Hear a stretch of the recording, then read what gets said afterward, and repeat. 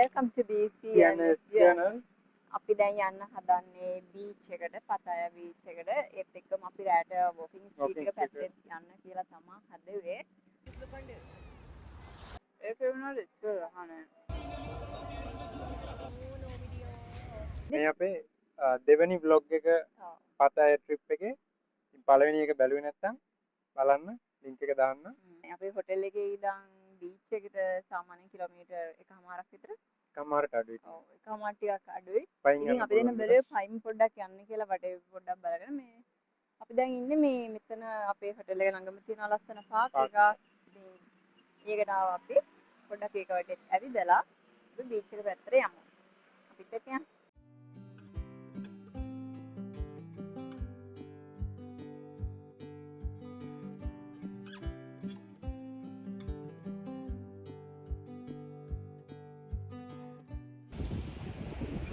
guys අපි ආව පතාය beach එකට. ඉතින් මෙතන මාර ලස්සනයි.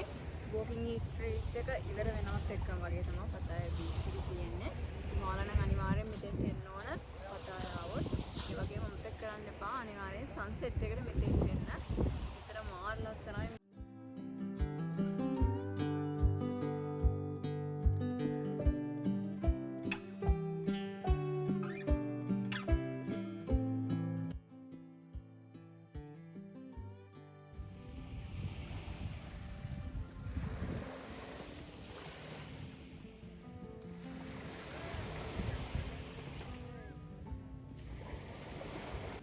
ඉතින් ළමයි අපි මෙතනට එනකොට හවස 5:00 විතර ඇති.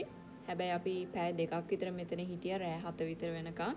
ඉතින් ඒ තරමට මාල් ලස්සනයි. ආවහම යන්න හිතෙන්නේ නැහැ. හරි නිදහස් මෙතෙන්ට ආපුවාම අර රෑට ලයිට්ස් එහෙම වැටිලා බීච් එකට. එතකොට 아무තු එළියක් වැටෙනවා. ඉතින් ඒත් එක්ක හරි ලස්සනයි බීච් එක රෑ වෙනකොට. අපි එන දවසේ වැඩි කට්ටිය හිටියෙත් නැහැ. ටික දෙනෙක් විතර තමයි හිටියේ. ටික දෙනෙක් බීච් එකට බැහැලත් හිටියා. හැබැයි මේ බීච් එක නම් එහෙම ස්විමින් කරන්න කට්ටිය යූස් කරන බීච් එකක් නෙවෙයි. ස්විමින් කරන්න, ඇක්ටිවිටීස් කරන්න වගේ ඕනනම් ඉතින් කොරල් අයිලන්ඩ් එකට තමයි ගොඩක් අය යන්නේ. හැබැයි මෙතනත් සමහර තැන් ඇලොකේට් දන්නේ නැහැ ඒක ස්විමින් කරන්නද මොනවටද කියලා.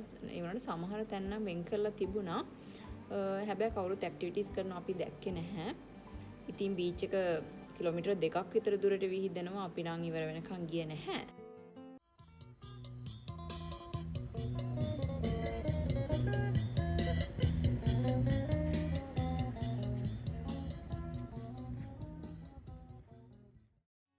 ඉතින් බීච් රෝඩ් එකේ මේ වගේ වෝකින් පාත් එකක් හදලා තියෙනවා. ගොඩක් අය ඉතින් හම්සර මෙතෙන්ට එනවා වෝක් කරන්න, රනින් කරන්න. හැබැයි රෑට මේක යූස් කරන්නේ කවුද කියලා ඔයාලට වීඩියෝ එක ඉස්සරහින් බලා ගන්න පුළුවන්. ඉතින් ළමයි මෙතන පතාය බීච් එකත් එක්ක ඉස්සරහම තියෙනවා සෙන්ට්‍රල් පතාය මෝල් එක.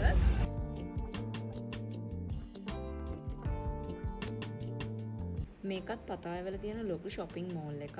මේකේ ගොඩාක් branded shops එහෙම තියෙනවා. ඉතින් මේකේ වීඩියෝ එකකුත් අපි ඔයාලට ඉස්සරහදී අරගෙන එන්නම්. ඉතින් අපි ඇවිදින ගමන් කන්න 7-Eleven එකෙන් චොක්ලට්ස් දෙකක් ගත්තා. මේ දෙකටම උනේ බාත් 24යි. ඒ කියන්නේ රුපියල් 240ක් විතර. බීච් රෝඩ් එකෙන් අනිත් පැත්තේ තියෙන බාර් රෙස්ටෝරන්ට් එහෙම. ඉතින් අපි දැන් හදාන්නේ මොනවා හරි පොඩි දෙයක් try කරලා බලන්න. මේකේ නම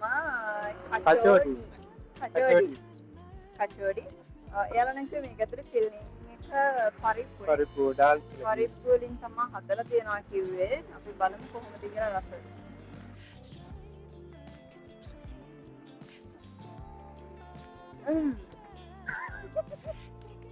दाल की पड़ेगी दाल में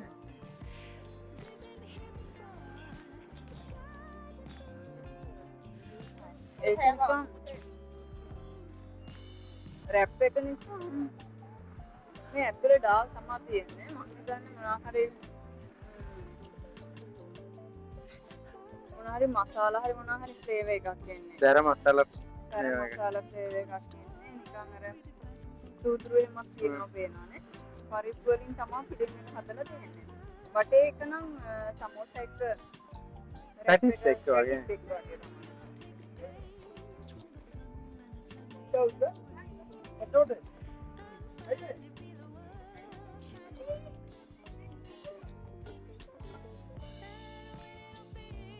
ඒක වෙනවද ඒක අහන්නේ ඒක දෙන්න පුළුවන් 10න් 6ක් 6ක්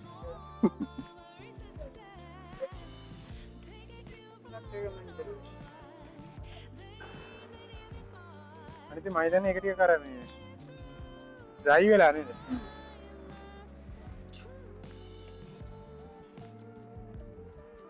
ඇති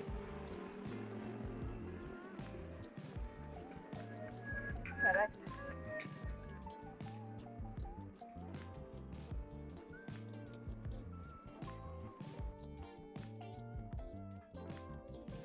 මේ පේන්නේ ෆැමිලි එන්ටර්ටේන්මන්ට් ප්ලේස් එකක්. ඉතින් මෙතෙන්ට આવත් ඔයගොල්ලන්ට ත්‍රිලිං චැලෙන්ජර්ස් එක එක ෆන් ගේම්ස් එහෙම ප්ලේ කරන්න පුළුවන්. ඔන්න ළමයි දැන් නම් වෝකින් පාත් එක පැත්තේ දුවන අය නම් නැහැ. හිටගෙන ඉන්න අය තමයි ඉන්නේ. අපි දෙන්නත් එක්ක වෝකින් පාත් එක දිහා බලන් එනකොට මෙන්න මේ කාට් එක හම්බුණා. මේ වගේ සොෆ්ට් ඩ්‍රින්ක්ස් ස්මූතිස් එහෙම විකුණන්නේ. මේ වගේ කාට් හැමතැනම හොයාගන්න පුළුවන් තායිලන්ඩ් වල. මේ වගේ රෙස්ටෝරන්ට් ෂොප්ස් වලට වඩා සෑහෙන ගණන් අඩුයි. අපි හනි ෆ්‍රෙෂ් මිල්ක් එකක් තමයි ගත්තේ. ඔන්න ඉතින් ඒත් එක්කම ලොකු වැස්සක් පටන් ගත්තා. අපි දෙන්න වැස්සට කොටු වුණා. වෝකින් ස්ට්‍රීට් එකට යන වැස්ස පායනකම් අපි හිතුවා ඩිනර් එක ගන්න ඕනි කියලා. ඉතින් අපි ළඟම තියෙන ඉන්දියන් රෙස්ටෝරන්ට් එකකට ගියා. මෙතනදී අපිට ලොකු chance එකක් හම්බුණා ළමයි. අපිට බුෆේ එකක් හම්බුණා බාත් 200කට. ඔයාලට මේ පේන්නේ බුෆේ එක. ඉතින් ඕකේ තියෙන පළවෙනි කරි එක ඒක මීට් බෝල් එකක් වගේ එකක්. ඒ වුණාට ඒක මීට් අයිටම් එකකින් නෙවෙයි හදලා තිබුණේ. හැබැයි මාරම රසයි. ඒ වගේම අනිත් කරීස් හදලා තිබුණේ නිවිති, අල, පරිප්පු, එතකොට මුං ඇට, ඒ වගේම තව පනීර් වලිනුත් කරි එකක් හදලා තිබුණා. තව එයාලා අපිට බත් දීලා තිබුණා. අපිට ඩෙසර්ට් එකට දීලා තිබුණා කොමඩු. ඒ වගේම හල්වා එකක් දුන්නා. ඒ හල්වා එක නම් මාරම රසයි ළමයි. මේ තියෙන රසම් එකක්. හැබැයි අපි මේක නම් try කරේ නැහැ. තව යාළුවගේ මේ සුප් එකක් තිබුණා. මේ items දෙක අපි try කරලා බැලුවේ නැහැ. තව chicken curries දෙකක් දීලා තිබුණා. මේ තියෙන්නේ chicken curries දෙක. මේ chicken curry එක නිකන් මසාලා flavor එක එන chicken curry එකක්. හැබැයි අනිත් chicken curry එක නම් ටිකක් spicy chicken curry එකක්. මේ chicken curries දෙකත් මාරම රසයි. ඒ දෙකේ වෙනස්ම flavors දෙකක් තිබුණේ. ඒ වගේම එයාලා අපිට නාන් දුන්නා. ඉතින් අපි හැම කෑමක්ම පොඩ try කරලා බැලුවා. ඇත්තටම මේ කෑම නම් මාරම රසයි. ඔන්න දැන් නම් ළමයි වැස්ස පායලා තියෙන්නේ. ඉතින් දැන් අපි walking street පැත්තට යන්න තමයි හදන්නේ. එහෙනම් අපි ගිහිල්ලා බලමු මොනවද මෙච්චරට මේකේ තියෙන interesting දේවල් කියලා.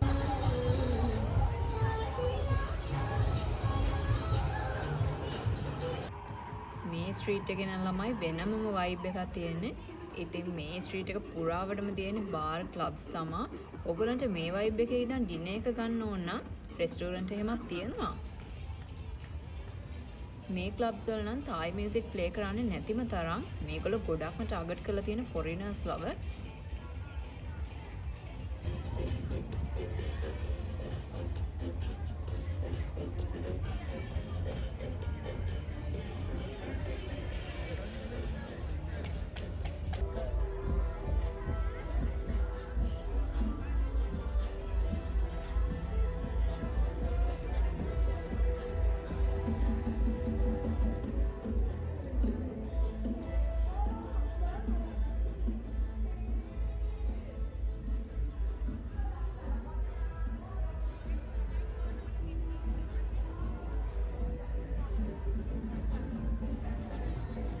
අයියෝ බලන්න ළමයි walking street ගිහින් මට වෙච්ච දේ.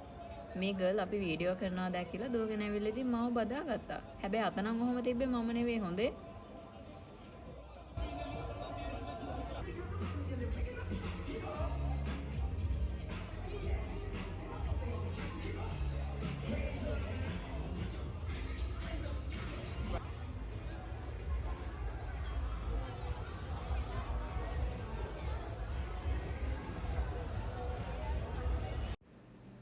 දැන් අපි ආපහු හොටෙල් එකට යන්න තමයි හදන්නේ.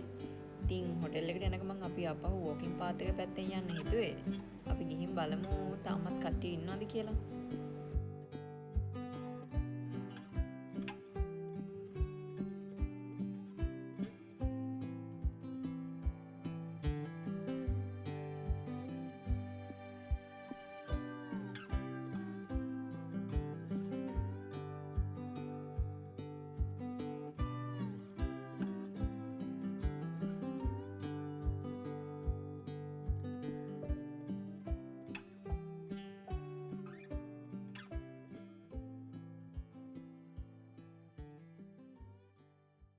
ඔන්න ඔහොම තමා අපේ day 1 එකේ vlog 2 එක ඉවර වෙන්නේ.